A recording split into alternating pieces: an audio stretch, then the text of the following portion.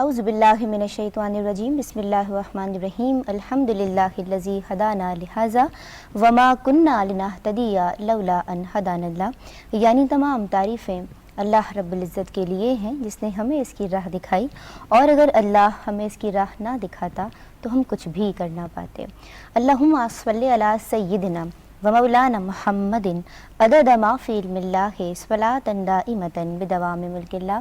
السلام علیکم ورحمۃ اللہ وبرکاتہ۔ ناظرین محترم، ہمارا یہ پروگرام کائنات، خالق کائنات کی لامحدود قدرت و حکمت کو جاننے اور پہچاننے کی ایک ایمان افروز کاوش ہے، جسے پیش کرنے کی سعادت پاکستان ٹیلی ویژن حاصل کر رہا ہے، اور میں ہوں آپ کی میزبان ندا نسیم۔ ہمارے اس پروگرام کا بنیادی مقصد یہی ہے کہ ہم اللہ جل شانہ کی قدرت و حکمت کو اپنے لیے باعث بندگی اور باعث افتخار سمجھیں، یعنی زندگی آمد برائے بندگی، زندگی بے بندگی شرمندگی۔ گزشتہ پروگرام میں ناظرین محترم ہم نے انسان کی تاریخ کھنگالنے کی کوشش کی۔ ہم نے جانا کہ انسان کا ارتقاء کیا ہے، انسانی حیات کا وجود کیسے ہوا، اس کے بعد دنیا کے پہلے انسان حضرت آدم علیہ السلام کی تخلیق کس طرح کی گئی۔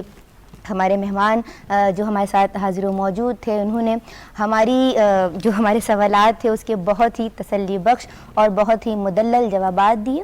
آج اپنے اسی سلسلے کو کنٹینیو کرتے ہیں، آج بھی ہمارے درمیان موجود ہیں، میں کیا کہوں ان کے حوالے سے، محترم جناب احترام الحق تھانوی صاحب ہیں ہمارے درمیان موجود۔ پچھلے پروگرام میں بھی حضرت آپ ہمارے ساتھ تھے اور میں آپ کی بہت مشکور و ممنون ہوں۔ السلام علیکم ورحمۃ اللہ وبرکاتہ۔ اور ان کے ساتھ تشریف رکھتے ہیں ڈاکٹر شکیل فاروقی صاحب، جینیٹکس کے حوالے سے ہم انہیں جانتے ہیں، پہچانتے ہیں، انہیں بہت پسند کرتے ہیں، بہت سراہتے ہیں۔ السلام علیکم ورحمۃ اللہ وبرکاتہ۔ آپ دونوں شخصیات کو میں خوش آمدید کہتی ہوں۔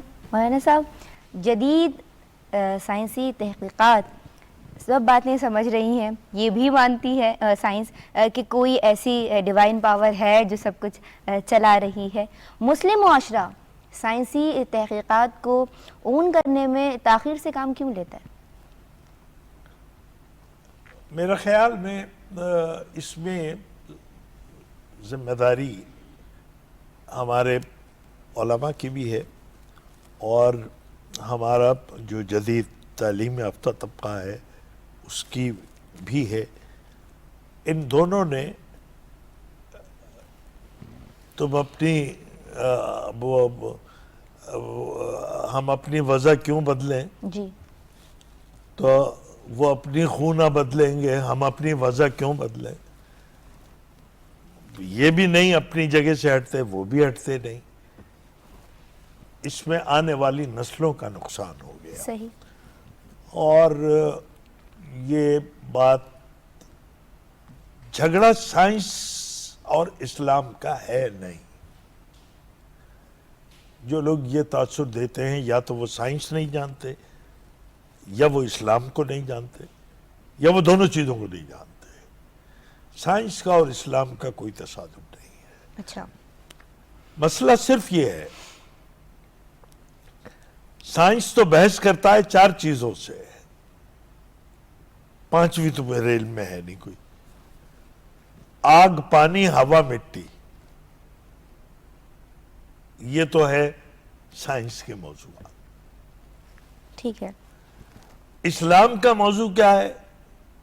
اسلام کا موضوع آگ بھی ہے، ہوا بھی ہے، پانی بھی ہے، مٹی بھی ہے، سب ہے، مگر وہ اس انداز سے موضوع نہیں ہے جس انداز سے سائنس کے پاس ہے۔ اب سائنس نے نہ آگ پیدا کی، نہ مٹی پیدا کی، نہ ہوا پیدا کی، نہ پانی پیدا کیا۔ اللہ کی پیدا کی ہوئی چیزوں کو پانی آگ میں کتنے درجے پر وہ بوائل ہوگا، یا اس کو اس سے ملائیں تو کیا بنتا ہے، اس کو سائنس یہ کہتی ہے۔ بس جھگڑا جو ہے وہ ایک ہے۔ میں نے آپ کے پچھلے پروگرام میں یہ بات عرض کی تھی کہ اللہ تعالیٰ نے انسان جب زمین کو پیدا کیا اور پہاڑ قائم فرمائے، اس منظر کو دیکھ کے ملائکہ نے پوچھا کہ اے پروردگار یہ پہاڑ تو بڑی طاقتور چیز ہے تیری مخلوق میں، کیا اس سے بھی زیادہ کوئی چیز طاقتور ہے؟ حق تعالی نے فرمایا کہ ہاں، اس سے زیادہ طاقتور میری مخلوق میں ایک چیز ہے، وہ لوہا ہے۔ ملائکہ نے پھر عرض کیا کہ اے پروردگار کیا لوہے سے زیادہ بھی تیری مخلوق میں کوئی چیز طاقتور ہے؟ آپ نے فرمایا، حق تعالی نے فرمایا کہ ہاں، لوہے سے زیادہ طاقتور آگ ہے کہ جو لوہے کو بھی پگھلا کے رکھتے ہیں۔ ملائکہ نے پھر عرض کیا کہ اے پروردگار تیری مخلوق میں کیا آگ سے زیادہ؟ فرمایا کہ ہاں، پانی ہے کہ جو آگ کو بجھا دے۔ ملائکہ نے پھر سوال کیا ہے، حق تعالی نے فرمایا کہ ہاں، پانی سے بھی زیادہ ایک چیز اور طاقتور ہے اور وہ ہے ہوا، دریاؤں کو پلٹ کے رکھ دیتی ہے، بڑے بڑے سونامی آتے ہیں اور ادھر سے ادھر پلٹ کے رکھ دیتے ہیں۔ ملائکہ نے پھر عرض کیا کہ اے پروردگار اس سے بھی زیادہ کوئی چیز طاقتور ہے؟ اب تک تو یہ سائنس تھا۔ حق تعالی فرماتے ہیں کہ ہاں، اس ہوا سے بھی زیادہ طاقتور ایک چیز ہے، اور وہ یہ ہے کہ ایک انسان اس طریقے سے ایک غریب کو صدقہ دے کہ دوسرے ہاتھ کو پتہ نہ چلے، یہ اتنا طاقتور ہے کہ یہ چاروں عناصر ان کی طاقت اس سے نیچے ہے۔ کیا بات ہے، سبحان اللہ۔ معلوم یہ ہوا سائنس کا اور اسلام کا جھگڑا نہیں ہے، لیکن سائنس اگر اسلام کے ماتحت ہے تو اس سے بڑھ کے خوش نصیبی مسلمان امت کی کوئی نہیں ہو سکتی۔ لیکن اگر اپنے دین کو سائنس کے تابع کر کے اس کو پابند بناتے ہو دین کو سائنس کا، تو اس سے بڑی امت کی بد نصیبی کوئی نہیں ہے۔ دین سائنس کا پابند نہیں ہے، سبحان اللہ۔ مجھے بتائیے گا کہ جینیٹکس اور ایمبریولوجی کے شعبے میں سائنس نے کتنی ترقی کی ہے، اور اس حوالے سے یہ بھی بتائیے گا کہ قدرت کے کن سربستہ رازوں سے پردہ اٹھایا؟ جینیٹکس اور ایمبرائیولوجی کی اگر آپ بات کریں تو نہ کہ صرف قرآن، بلکہ مجھے یاد ہے کہ ایک نشست میں حضرت مولانا احترام الحق تھانوی صاحب نے اس طرف اشارہ کیا تھا کہ قرآن تنہا نہیں بلکہ اس کے ساتھ سنت، اس کے ساتھ احادیث مبارکہ، حضور صلی اللہ علیہ وسلم کے اقوال بھی ہماری رہنمائی کرتے ہیں۔ تو جہاں قرآن میں فیٹس، جنین کی ڈیولپمنٹ، نشو کا بیان قرآن میں پایا جاتا ہے، وہاں احادیث میں بھی بڑی وضاحت و صراحت کے ساتھ پایا جاتا ہے، اور یہ ایک معجزہ تھا۔ رسول جب دنیا میں آتے ہیں تو وہ اپنے ساتھ معجزے لاتے ہیں۔ اب یہ ان کی امت پہ انحصار ہے کہ وہ اس سے ہدایت لیتے ہیں یا نہیں لیتے۔ کتنی قومیں اس سلسلے میں برباد ہو گئیں کہ انہوں نے اپنے رسول کے معجزوں پر یقین نہیں کیا۔ حضور صلی اللہ علیہ وسلم نے یہ سارا بیان فرمایا۔ آج جب ہم انسانی عقل کو استعمال کرتے ہوئے، انسانی حواس کو استعمال کرتے ہوئے، اور جہاں انسان کے حواس جواب دے جاتے ہیں وہاں آلات استعمال کرتے ہوئے ہم نے جن چیزوں کو جانا، تو ہمیں اندازہ ہوا کہ ہاں، اللہ ہی کی وہ ہستی ہے، وہی وہ ذات ہے جو اس سارے کام کے پیچھے ہے، اور خود بخود یہ کام ہوتا چلا جا رہا ہے۔ سورہ لقمان میں اللہ سبحانہ وتعالی ارشاد فرماتا ہے کہ وہی ہے جو جانتا ہے کہ ماں کے رحم میں کیا ہے۔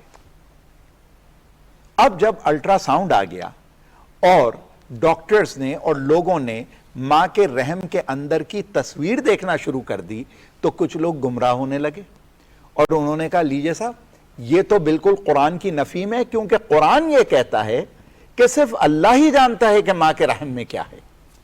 یہاں تو ڈاکٹرز نے یہ پتہ چلا لیا۔ ٹھیک ہے، آیت کا حصہ یعلم ما فی الارحام۔ میں تو ایک اسکالر نہیں ہوں، میں نے ایک عالم سے پوچھا، ایک عربی دان سے پوچھا، میں نے کہا صاحب یہ مسئلہ ہے؟ انہوں نے کہا یہ یعلمو کا جو لفظ استعمال کیا گیا ہے اس سے مراد وہ علم ہے جو کسی سہارے کا محتاج نہیں ہے۔ کیا بات ہے۔ خود وہ ہستی یہ علم رکھتی ہے کہ ماں کے پیٹ میں کیا ہے۔ سائنس کا کیا کمال ہے، جب ایک چیز عدم وجود سے وجود میں آ گئی اور وہاں موجود ہے تو آپ نے اپنے آلات کی مدد سے اسے دیکھ لیا اور آپ نے بتا دیا کہ یہ چیز ہے۔ تو دراصل یہاں بھی کوئی تصادم نہیں ہوا، یہ ہماری جہالت ہے، یہ ہماری کم علمی ہے، یا ہمارا عقیدہ کمزور ہے کہ ہم ایک دم یہ سوچنے لگتے ہیں کہ ٹیکنالوجی جو ہے وہ اسلام کے لیے چیلنج بن گئی۔ حقیقت یہ ہے کہ اسلام اس میدان میں ٹیکنالوجی سے کوسوں آگے ہے، صدیوں آگے ہے، بے شک، اور وہ اس بڑی تصویر کو دیکھ رہا ہے کائنات کی جو ایک نسل، ایک آنکھ، ایک قوم نہیں دیکھ سکتی۔ ہم تو ایک بہت بڑا جگسا پزل ہے، اس کا ایک چھوٹا سا ٹکڑا ہے جس کے اوپر نظریں جمائے بیٹھے ہیں اور یہ سوچ رہے ہیں کہ اس بڑی تصویر میں یہ ٹکڑا کہاں فٹ ہوگا۔ کیا بات ہے۔ جب ہم یہ اندازہ لگا لیتے ہیں کہ ہاں اس جگہ یہ ٹکڑا فٹ ہوگا تو ہم اپنا سینہ تان کے زمین پہ چلتے پھرتے ہیں اور اپنے آپ کو بہت بڑا تخلیق کار سمجھتے ہیں کہ ہم نے کوئی بہت بڑی چیز دریافت کر لی، ورنہ حقیقت یہ ہے کہ کائنات کی اس تصویر میں یہ ایک بڑا چھوٹا سا اضافہ ہوتا ہے جو ٹیکنالوجی کی صورت میں ہمارے سامنے آتا ہے۔ ڈاکٹر صاحب مجھے یہ بتائیے گا کہ ڈی این اے کیا ہے؟ قرآن کریم میں اللہ سبحانہ و تعالیٰ نے ارشاد کیا قل کل یعمل علی شاکلہ، کہ سب کے سب اپنی تشکیل کے مطابق، اپنے نقشے کے مطابق، اپنی فطرت کے مطابق عمل کر رہے ہیں۔ صحیح۔ یہ فطرت کیا چیز ہے؟ اللہ تعالیٰ نے انسان کو اور دوسرے تمام جانداروں کو بھی ایک مخصوص فطرت پر پیدا کیا۔ اس کے بعد انسان کی تشکیل کے لیے، انسان کی تخلیق کے لیے اللہ سبحانہ و تعالیٰ نے کیا ارشاد فرمایا کہ مٹی سے پیدا کیا اور پھر دو نطفوں کے ملنے سے ان کے نسل کو جاری رکھا۔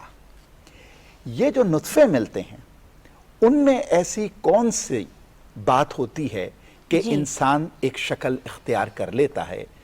وہ بات ڈھونڈنے کے پیچھے سائنس برسہ برس تک لگی رہی،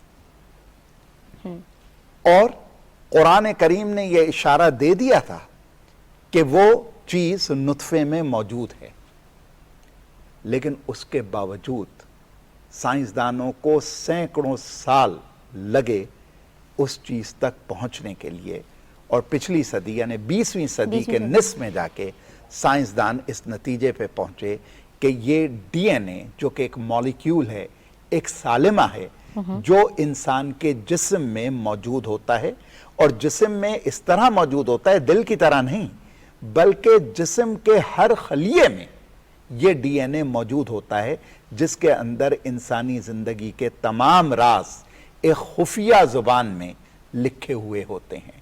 انسان کے جسم میں 70 ٹریلین 70 کھرب خلیے ہوتے ہیں، اور ہر خلیے میں یہ ڈی این اے موجود ہوتا ہے، اور ہر دو خلیوں کا ڈی این اے جو ہے وہ یکساں ہوتا ہے۔ کیا بات ہے۔ یہ ایک مالیکیول ہے، جس طرح ہم کہتے ہیں پروٹین ہے، جس طرح ہم کہتے ہیں فیٹی ایسڈ ہے، جس طرح ہم کہتے ہیں کاربوہائیڈریٹ ہے، اسی طرح کا ایک مالیکیول ہے جسے ڈی این اے کہا جاتا ہے، جس کے اندر یہ خفیہ تحریر موجود ہوتی ہے کہ ایک انسان کے جسم میں کیا کیا خامرے کام کریں گے، اس کے جسم میں پروٹین کیسے بنے گا، وہ کون سی شکل صورت اختیار کرے گا، اس کے کیا اوصاف ہوں گے، کیا کردار ہوگا، یہ تمام معلومات ڈی این اے میں موجود ہوتی ہیں۔ بہتر۔ قرآن مجید نے مولانا صاحب کفار کے سوال کا جواب کہ جب ہم مر کے مٹی میں مل جائیں گے تو پھر دوبارہ کیسے خلق کیے جائیں گے، کس طرح سے دیا، اور کیا ڈی این اے کے بارے میں ابھی ہم نے جانا، جو ایک مطلب ہر سیل میں ایک ڈی این اے موجود ہوتا ہے، اپنے کوڈز رکھتا ہے، تو کیا ڈی این اے کی تسخیر اس سوال کا جواب نہیں ہے آج کے اس دور پہ؟ جی میں سمجھتا ہوں کہ اگر یہ تحقیق ہوئی ہے اور یہ کہیں سے بھی قرآن اور سنت سے متصادم نہیں ہے تو اس سے جتنا بھی استفادہ کیا جا سکتا ہے کیا جانا چاہیے، نہ وہ غیر اسلامی ہے اور کوئی غیر شرعی اس کے اندر کوئی بات نہیں ہے۔ تو جہاں تک میرے علم میں اضافہ ہوا ڈاکٹر صاحب کی گفتگو سے، جی تو مجھے تو بظاہر اس میں کوئی ایسی بات جو شریعت کے خلاف ہو یا اس سے متصادم ہو کوئی نظر نہیں آتی۔ اس کا قرآن میں بڑا خوبصورت حوالہ ہے۔ سورہ یاسین ایک روایت کے مطابق قرآن کا دل ہے۔ سورہ یاسین کی اگر تلاوت کی جائے تو ہر بات ایک دوسرے سے اس طرح موتیوں کی طرح جڑی ہوئی ہے اور ایک بات کو واضح کر رہی ہے۔ سورہ یاسین میں اللہ سبحانہ و تعالی ارشاد فرماتا ہے کہ ہم نے ہر چیز کے جوڑے پیدا کیے، اور ایسی چیزوں کے جوڑے بھی کہ جن کا تمہیں شعور نہیں ہے، تم سوچ نہیں سکتے۔ انسان ڈی این اے کو 1950 کی دہائی تک ڈسکور دریافت نہیں کر سکا، وہ الجھتا رہا، ادھر سے ادھر بھٹکتا رہا، لیکن جب 50 کی دہائی میں آ کے انسان نے ڈی این اے کو دریافت کیا اور یہ فیصلہ کیا کہ یہ ڈی این اے ہی ہے جو ایک نسل سے دوسری نسل میں منتقل ہو رہا ہے اور تمام خواص، کردار اور اوصاف لے کر منتقل ہو رہا ہے، تو انسان نے یہ بات جانی کہ یہ مالیکیول بھی جس طرح جانداروں کے جوڑے ہوتے ہیں اس طرح اس مالیکیول کے بھی جوڑے ہوتے ہیں۔ کیا بات ہے، کیا بات ہے۔ ہر انسان کے خلیے میں 46 کروموسوم ڈی این اے کے ملتے ہیں اور ان کے جوڑے ہوتے ہیں 23۔ بالکل صحیح۔ ایک باپ سے آتا ہے، ایک ماں سے آتا ہے، ٹھیک ہے۔ اور اس جوڑے میں کے ہر فرد میں بھی 2 مالیکیولز ہوتے ہیں، 2 دھاگے ہوتے ہیں، ان کا بھی جوڑا ہوتا ہے جس کے اندر یہ تمام معلومات ہوتی ہیں۔ اور دوسری ایک بات یہ ہے کہ اسی سورہ یاسین میں پھر آگے چل کے یعنی ایک آپ کی گٹ فیلنگ ہوتی ہے نا، آپ کوئی چیز پڑھ رہے ہیں تو 2 باتیں ایک ساتھ آ رہی ہیں تو آپ سوچتے ہیں کہ ان کا کوئی تعلق ضرور ہے، تو اسی سورہ یاسین میں اللہ سبحانہ و تعالیٰ یہ بھی فرماتا ہے کہ مٹی میں مل گئے تو تم کیا سمجھتے ہو کہ ہم تمہیں دوبارہ بنا کر کھڑا نہیں کر سکتے۔ وہاں پر ہنٹ بھی موجود ہے اور وہاں پر اس کا نتیجہ بھی موجود ہے، اور قرآن کریم میں یہ اشارے بار بار ہر جگہ موجود ہیں۔ تو ڈی این اے کی تسخیر نے انسان کو اپنا وجود سمجھنے میں کتنی مدد دی؟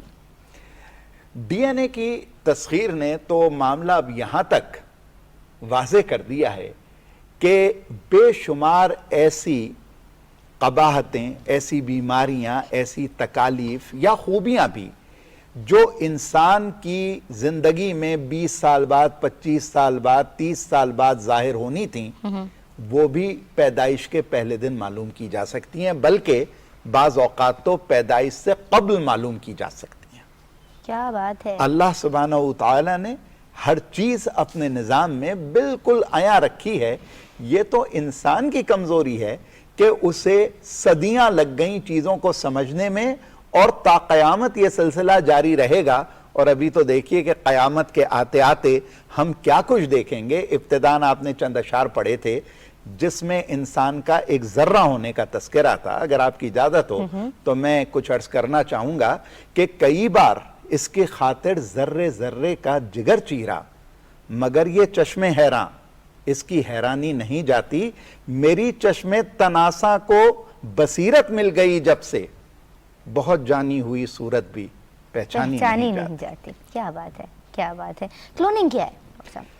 کلوننگ بھی فطرت کی نقل ہے۔ فطرت میں کلوننگ کا مظہر پایا جاتا ہے، اور کلوننگ کا مظہر کیا ہے؟ جڑواں بچے جن میں 100% مشابہت ہو۔ جب انسان نے یہ دیکھا کہ اگر کسی بیماری کے باعث، کسی نقص کے باعث کسی ماں کے رحم میں حمل قرار نہیں پا سکتا، تو انہوں نے ایک مصنوعی طریقہ دریافت کیا کہ یہ کام کر لیا جائے۔ ٹھیک ہے۔ جب یہ کام وہ کرنے لگے تو اس وقت انہیں یہ خیال بھی آیا کہ اچھا، قدرتی طور پر بالکل مشابہت رکھنے والے، 100% مشابہت رکھنے والے جڑواں بچے ہوتے ہیں، تو کیا ہم اس عمل میں یہ عمل بھی شامل کر سکتے ہیں؟ تو انہوں نے اس کے تجربات بھی شروع کر دیے۔ پھر ان کو خیال یہ آیا کہ اچھا، جو بچے کے کردار اور اوصاف ہوتے ہیں وہ ماں باپ کی شخصیت کا امتزاج ہوتے ہیں، کیا ایسا ممکن ہے کہ صرف باپ کی نقل ہو بچہ یا صرف ماں کی نقل ہو؟ نہیں۔ جب یہ خیال ان کو آیا تو انہوں نے کلوننگ کرنے کی کوشش کی۔ اچھا۔ لیکن وہ کلوننگ انسانوں میں کرنے کی کوشش نہیں کی، کیونکہ انسانوں کے اندر کسی قسم کا نقص برداشت نہیں کیا جا سکتا، صحیح۔ اور کوئی بھی انسان یہ ذمہ داری لینے کو تیار نہیں ہے کہ وہ انسانوں پہ تجربات کرے۔ نتیجہ یہ ہوا کہ انہوں نے جانوروں پہ تجربات کیے اور وہ ایک بھیڑ کا کلون بنانے میں کامیاب ہو گئے۔ اس کے بعد انہوں نے گھوڑوں کا، گدھوں کا، کئی جانوروں کے کلونز انہوں نے بنا لیے، لیکن جو کلون انہوں نے بنائے، جو نقل انہوں نے تیار کی، وہ 100% صحت مند نہیں ہے۔ مولانا صاحب، کلوننگ کے حوالے سے انہوں نے گفتگو فرمائی، مجھے یہ بتائیے قدرت کے کاموں میں دخل اندازی تو نہیں ہے کلوننگ؟ اگر یہ کلوننگ جو ہے یہ انسانی مستقبل میں انسان کی کسی فلاح و بہبود کے لیے کام آ سکتا ہے تو یہ دخل اندازی تو نہیں ہے، لیکن ہاں ایک بات میں یہ سوچتا ہوں کہ آج کے اس دور میں پاسپورٹ کی فوٹو کاپی چلتی نہیں، شناختی کارڈ کی مانی نہیں جاتی، کوئی ڈاکومنٹ جو ہے اوریجنل کے بغیر آپ کچھ کر نہیں سکتے۔ بہتر۔ تو اگر ہمیں چھوٹے چھوٹے کاموں کے لیے اوریجنل ڈاکومنٹ چاہیے تو ہم جعلی انسان بنا کے کھڑا کر دیں، کیا بات ہے، اور اس کیا میں بات ہے۔ نقل اس کی، تو بہرحال اس انسان کی کلوننگ میں تو سماجی اور معاشرتی بہت سی خرابیاں پیدا ہوں گی۔ اسی خوبصورت سی بات کے ساتھ ناظرین، ہم پروگرام کے آخری مراحل میں، آخری لمحات میں داخل ہو گئے ہیں۔ ناظرین محترم، اسی کے ساتھ نداء نسیم کو پروگرام کائنات کے اس ایپیسوڈ سے اجازت دیجیے۔ بات کچھ بھی نہیں ہے، بات بس اتنی سی ہے کہ انسان اس دنیا میں کہیں گم ہو کے رہ گیا ہے۔ وہ اسی دنیا کی جستجو میں لگا ہوا ہے اور اسی دنیا کو اپنی منزل سمجھتا ہے۔ اس دنیا کی، آخرت کی اسے کوئی فکر نہیں ہے۔